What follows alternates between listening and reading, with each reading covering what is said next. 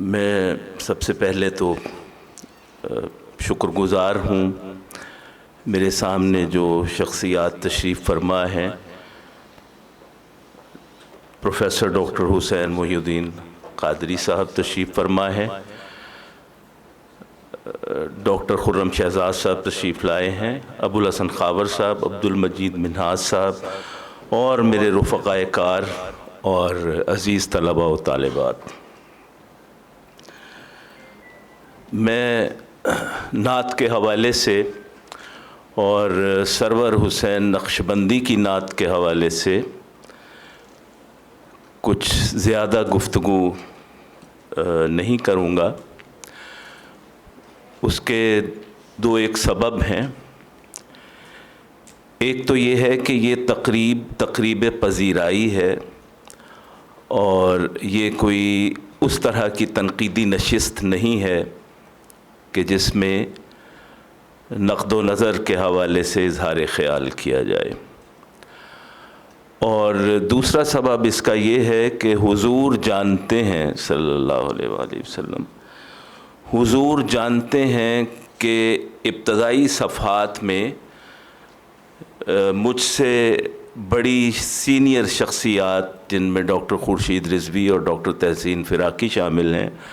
اور اسی طرح سے میرے دوستوں میں ابوالحسن خاور صاحب، تو ایسی شخصیات کی تحریریں اس کتاب کے اندر موجود ہیں، اور شاید جو باتیں میرے دوستوں نے اور میرے سینئرز نے اس کتاب کے اندر شامل مضامین میں یا مختصر تحریروں میں کہیں ہیں، شاید میں ان میں کوئی قابل قدر یا قابل ذکر اضافہ نہ کر سکوں۔ میرا یہ خوشگوار فریضہ ہے کہ میں مہمانوں کو خوش آمدید کہنے کے ساتھ ساتھ سرور حسین نقشبندی صاحب کو، ڈاکٹر سرور حسین نقشبندی صاحب کو مبارکباد پیش کروں۔ یہ جو اعزاز انہیں حاصل ہوا ہے، یہ اعزاز صرف ڈاکٹر سرور حسین نقشبندی کا اعزاز نہیں ہے، یہ حسان بن ثابت سینٹر فار ریسرچ ان نعت لٹریچر کا بھی اعزاز ہے، میرا بھی اعزاز ہے، منہاج یونیورسٹی کا بھی اعزاز ہے، اور نعت سے جڑے ہوئے تمام لوگوں کے لیے یہ اعزاز کا باعث ہے۔ اور میں تو حیران ہوتا ہوں کہ ابھی یہ ان کا پہلا مجموعہ ہے، اور اس پہلے مجموعے پر قومی اور صوبائی سیرت ایوارڈز جو ہیں وہ انہیں عطا کیے گئے ہیں، تو آگے چل کر جو ان کے مجموعے آئیں گے ان کی پذیرائی کس انداز سے ہوگی، تو انشاءاللہ وہ اس سے بھی بہتر انداز میں ہوگی۔ اور یہ کرم ہے نبی کریم صلی اللہ علیہ وآلہ وسلم کی ذات سے وابستگی کا، اور نعت کے حوالے سے نعت خوانی ہو یا نعت گوئی ہو، نعت کی ریسرچ ہو، نعتیہ مجلے کی ادارت ہو، نعت سے متعلق پروگرامز جو ہیں ان کی نقابت ہو، یعنی جو ملٹی ڈائمینشنل شخصیت ابھی بتائی گئی ہے ابوالحسن خاور صاحب نے، سرور حسین نقشبندی صاحب کی شخصیت کے مختلف پہلوؤں پر روشنی ڈالی ہے، تو ایسی شخصیت جو ہے وہ ڈیزرو کرتی ہے کہ اس کے لیے جتنے بھی کلمات تحسین ہم ادا کریں وہ کم لگتے ہیں، اور یہ خود ہمارا اعزاز ہے۔ لیکن میں یہاں حاضر ہوا ہوں تو 2-3 باتیں ضرور عرض کرنا چاہتا ہوں نعت کے حوالے سے۔ نعت کہنا جو ہے یہ آسان کام نہیں ہے، بہت مشکل کام ہے، اور اس میں 2 طرح کی مشکلات ہیں۔ ایک تو یہ ہے کہ حضور نبی کریم صلی اللہ علیہ وآلہ وسلم کی شخصیت ایسی شخصیت ہے کہ جو بعد از خدا بزرگ تر ہے، اور ایسی شخصیت کے بارے میں جب آپ بات کرتے ہیں تو پھر آپ کو بہت محتاط ہونا پڑتا ہے، اور خاص طور سے آپ دیکھیں کہ غالب جیسا شاعر بھی کہتا ہے کہ یہ کام جو ہے یہ غالب تیرے بس کا نہیں ہے، یہ اللہ پہ چھوڑ دے۔ غالب ثنائے خواجہ بیزداں گذاشتیم، کاں ذات پاک مرتبہ دان محمد است۔ تو ایک تو اس میں یہ نزاکت ہے، اور دوسری بات یہ ہے کہ فن کے حوالے سے بھی کچھ باریکیاں ہیں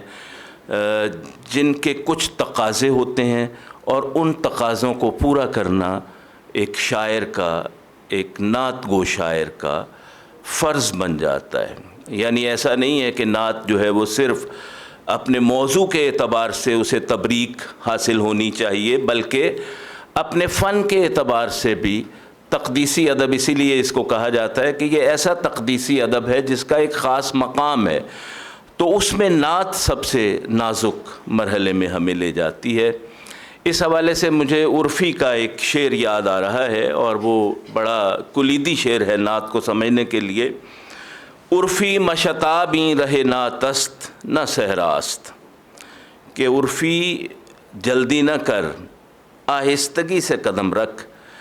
یہ نعت کا راستہ ہے، یہ کوئی صحرا نہیں ہے۔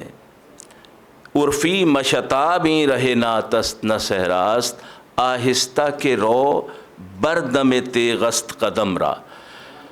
تیرے قدم جو ہیں وہ تلوار کی دھار پر ہیں۔ تو بہت نازک مرحلہ ہے نعت کہنے کا، اور نفس گم کردہ می آید جنید و بایزیدی جا، یہاں تو بہت بڑی بڑی شخصیات جو ہیں وہ دم ساد کر آتی ہیں۔ تو اس حوالے سے سرور حسین نقشبندی بہت مبارکباد کے مستحق ہیں کہ انہوں نے نعت کے جو دینی تقاضے ہیں، تقدیسی تقاضے ہیں، ان کو بھی پورا کیا ہے، اور حتی البسا نعت کے جو فنی پہلو ہیں ان پر بھی یہ دسترس رکھتے ہیں۔ نعت کے یہ محقق اور نقاد بھی ہیں، یہ سب چیزوں کو سمجھتے ہیں، اور اسی حوالے سے ان کی نعت جو ہے وہ قابل لحاظ ہے، اور اس قابل ہے کہ ہم اسے تحسین کی نظر سے دیکھیں۔ تو میں مبارکباد انہیں پیش کرتا ہوں کہ انہیں پہلے مجموعے پر ہی دو سیرت ایوارڈز جو ہیں وہ مل گئے ہیں، اور اللہ تعالیٰ ان کی توفیقات میں اضافہ فرمائے۔ فن کے حوالے سے ابو الحسن خاور صاحب نے ایک بڑی اچھی بات کی، روایت کے ساتھ جڑنے کی بات اور انفرادی صلاحیتوں کے حوالے سے۔ تو مجھے ٹی ایس ایلیٹ کی ایک معروف تحریر جو ہے وہ یاد آئی ہے۔ انہوں نے ٹریڈیشن اینڈ انڈیویجول ٹیلنٹ کے حوالے سے بہت قیمتی باتیں کی ہیں۔ تو ٹریڈیشن کے ساتھ ہمیں جڑے رہنا چاہیے، یہ فن کا تقاضا ہے، کیونکہ روایت کے زندہ عناصر جب تک ہمارے اندر نہیں ہوں گے، مردہ عناصر کی میں بات نہیں کر رہا، بہت سی چیزیں ایسی ہوتی ہیں جو کلیشے ہوتی ہیں، گھس گھس کر ختم ہو جاتی ہیں، وقت کے ساتھ ساتھ ان کی کوئی قدر و قیمت نہیں رہتی۔ جیسے آپ دیکھیں میر بہت بڑا شاعر ہے، لیکن اگر وہ کہتا تھا کہ مصرع کبھو کبھو کوئی موزوں کروں ہوں میں، تو آج ہم کبھو کبھو نہیں کہتے۔ وہ ایسا لفظ ہے جو گھس گیا ہے، ختم ہو گیا ہے، ترک ہو گیا ہے۔ لیکن زندہ عناصر جو ہیں روایت کے، ان سے اکتساب کرنا بہت ضروری ہوتا ہے، اور سرور حسین نقشبندی نے ایسا ہی کیا ہے۔ اور اسی طرح سے انڈیویجول ٹیلنٹ، اگر آپ روایت ہی کو آگے لے کے بڑھ رہے ہیں، اسی کو دہرا رہے ہیں، تو ظاہر ہے کہ پھر آپ کا کوئی کنٹریبیوشن نہیں ہے۔ کنٹریبیوشن اسی صورت میں ہے کہ جب آپ روایت سے اکتساب کرتے ہوئے اپنے ذاتی ٹیلنٹ کو، ذاتی صلاحیتوں کو بھی اس میں اضافے کے طور پہ شامل کریں، اور کچھ نئی چیزیں جو ہیں وہ اپنے فن کے اندر لے کے آئیں۔ تو سرور حسین نقشبندی میرے خیال میں اس لحاظ سے لائق تحسین ہے، اور میں یہاں دو شخصیات کا ذکر ضرور کرنا چاہتا ہوں جنہوں نے نعت گوئی کے حوالے سے، فن کے حوالے سے ان کی تربیت میں کلیدی کردار ادا کیا ہے۔ ایک شخصیت تو مرحوم حفیظ طائب صاحب ہیں، جن کی بہت قربت انہیں حاصل رہی۔ آج ان کے بھائی صاحب بھی، عبد المجید منہاج صاحب بھی تشریف فرما ہیں، ہمارے لیے باعث برکت ہے ان کا آنا۔ تو ایک تو ان سے، اور دوسرے یہ ہے کہ فن کے اعتبار سے میں سمجھتا ہوں کہ ہمارے عہد کا ایک بہت ہی بڑا نام ہے خالد احمد۔ تو خالد احمد جو ہیں وہ شاعری کی جو ٹیکنیکلٹیز ہیں ان سے جتنے آگاہ تھے، شاید بہت کم شاعر اتنے آگاہ ہوں۔ تو انہیں ان کی بھی قربت حاصل رہی، اور ظاہر ہے کہ فنی حوالے سے نوک پلک سنوارنے میں اور بہت سی چیزوں کو سیکھنے میں اور انہیں عمل میں لانے میں ان کی تائید انہیں ضرور حاصل رہی ہے۔ تو یہ وہ چیزیں ہیں جن کی بنا پر ان کا مجموعہ جو ہے وہ ایک خاصے کی چیز بن گیا ہے۔ اگر آپ اجازت دیں تو میں دو ایک شعر ان کے پڑھنا چاہتا ہوں۔ ظاہر ہے کہ بہت زیادہ لمبی بات تو نہیں ہو سکتی۔ ایک نعت جو ہے اس کا مطلع ایک طرح سے ان کا لائحہ عمل بھی ہے، آپ یہ کہہ سکتے ہیں کہ دستور العمل بھی ہے نعت کے حوالے سے۔ ہماری سانسیں رواں ہیں جب تک نبی کی مدح و ثنا کریں گے انشاءاللہ، رگوں میں جب تک لہو رواں ہے نبی نبی ہم صدا کریں گے، زمانے بھر کی ہر ایک نعمت انہی کے صدقے خدا نے دی ہے، گر ان کی عزت پہ حرف آیا ہم اپنی عزت کو کیا کریں گے، جو دل سے ناموس مصطفیٰ کو تم آج بھی حرز جاں بنا لو، یقین کر لو کہ ہم نوائی تمہاری عرض و سما کریں گے، یہ دین و دنیا کی سرفرازی جو چاہتے ہو خدا سے اپنے، تو صدق دل سے یہ عہد کر لو کہ ہم نبی سے وفا کریں گے۔ تو آپ دیکھیے کہ نعت کے جو مضامین ہیں وہ بھی بہت خوبصورت ہیں، ان کی پیشکش بھی بہت عمدہ ہے، اور ساتھ ہی نعت کہنے کے حوالے سے جو ان کا عزم مصمم ہے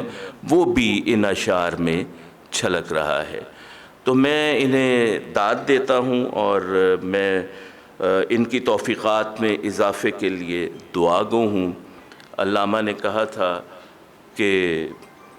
انہی کا کام ہے یہ جن کے حوصلے ہیں زیاد، تو یہ بہت باحوصلہ نعت گو شاعر ہیں اور انشاءاللہ آگے ہی آگے بڑھتے چلے جائیں گے۔ بہت شکریہ۔